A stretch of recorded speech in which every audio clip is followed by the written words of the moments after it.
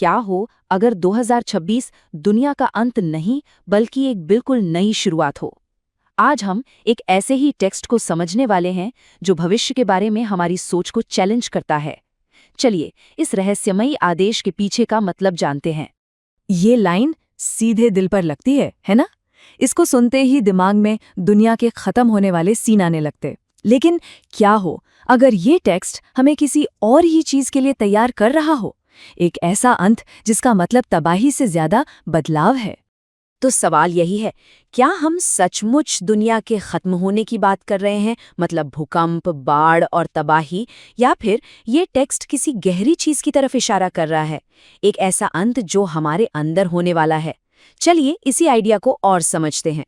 तो पहला सुराग जो हमें मिलता है वो है शब्द अलगाव। 2026 को अलगाव के साल की तरह बताया गया है। ये अपने आप में एक बहुत पावरफुल शब्द है, नहीं? मतलब उन चीजों से अलग होना जिनसे हम जुड़े हुए हैं।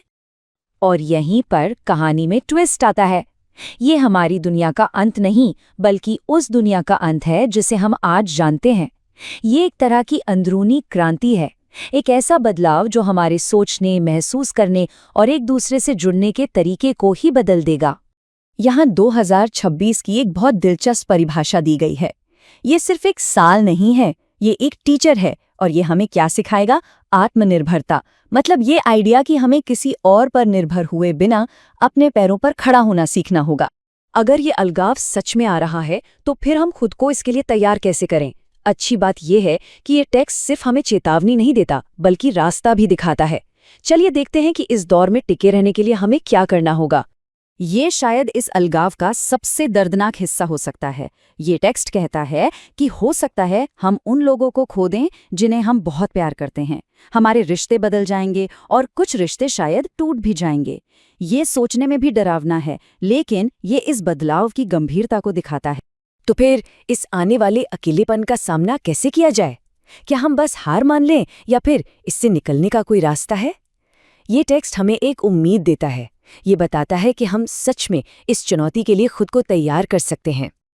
और जो सलाह दी गई है ना, वो सुनने में बहुत आसान है पर करने में उतनी ही मुश्किल। ये कोई गुप्त फॉर्मूला या कोई मुश्किल स्ट्रैटेजी नहीं है। ये बस एक सीधा सादा आदेश है जो हमें अंदर तक चुनौती देता है। और वो सलाह ये है, ये सिर्फ अकेलेपन को सहने के लिए नहीं कह रहा, बल्कि इसे अपनाने, इसमें ढलने और इसे अपनी सबसे बड़ी ताकत बनाने के लिए कह रहा है। ठीक है, तो सर्वाइवल की स्ट्रैटेजी तो मिल गई, लेकिन अब इस बदलाव के और गहरे मतलब को समझते हैं। यह टेक्स्ट सिर्फ हमारे काम करने के तरीके को बदलने के बारे में नहीं है, ये हमारे होने के तरीके को ही बदलने की बात करता है। जरा सोचिए, लॉजिक और एनालिसिस की वो शक्ति जिस पर हम इतना निर्भर करते हैं, वो धीरे धीरे कम होने लगे। ये टेक्स्ट यही भविष्यवाणी करता है। दुनिया को समझने की हमारी क्षमता जैसी आज है, वो हमेशा के लिए बदल जाएगी। ये एक बहुत बड़ा आइडिया है ना? कि हमारा तर्क करने वाला दिमाग शांत हो जाएगा और एक नई तरह की चेतना सामने आएगी। एक ऐसी चेतना जो सोचने पर कम और होने पर ज्यादा ध्यान देगी। ये स्लाइड इस बदलाव के सार को एकदम साफ दिखाती है। हम दिमाग से दिल की तरफ, एनालिसिस से अनुभव की तरफ और सोचने से होने की तरफ बढ़ रहे हैं। ये सिर्फ एक बदलाव नहीं है, ये एक तरह का विकास है। तो सवाल ये है कि हम इस नई दुनिया में जिएंगे कैसे? जहां लॉजिक कम हो रहा है और अलगाव बढ़ रहा है, वहां हम ताकत कैसे बनाए रखेंगे? अच्छी बात यह है कि ये टेक्स्ट हमें सिर्फ समस्या नहीं बताता, बल्कि इसका समाधान भी देता है। बात सिर्फ जिंदा रहने की नहीं है, बात है आगे बढ़ने की। और यहाँ वो 3 स्तंभ हैं जो इस नए दौर में हमारी ताकत की नींव बनेंगे। सबसे पहला, मानसिक शक्ति बढ़ाएं। अपने मन को एक किले की तरह बना लें जो बाहरी दुनिया के तूफानों का सामना कर सके। दूसरा, खुद पर भरोसा करना सीखें। अपनी गट फीलिंग पर, अपने अंदर की आवाज पर भरोसा करें। और तीसरा, चुपचाप आगे बढ़ें। लोगों का ध्यान खींचने की जरूरत के बिना, किसी की तारीफ का इंतजार किए बिना, बस अपने रास्ते पर चलते रहें। ये 3 स्तंभ मिलकर एक ऐसी ताकत बनाते हैं जिसे तोड़ना मुश्किल है। ये इस नई दुनिया में हमारा कंपस है, हमारी सफलता की चाबी हैं और हमारी आत्मा के लिए एक कवच की तरह हैं। और इसी के साथ हम इस आखिरी, सबसे शक्तिशाली आदेश पर आते हैं। ये दुनिया के शोर शराबे से हटकर अपने अंदर शांति खोजने और चुपचाप अपनी मंजिल की ओर बढ़ने का एक बुलावा है।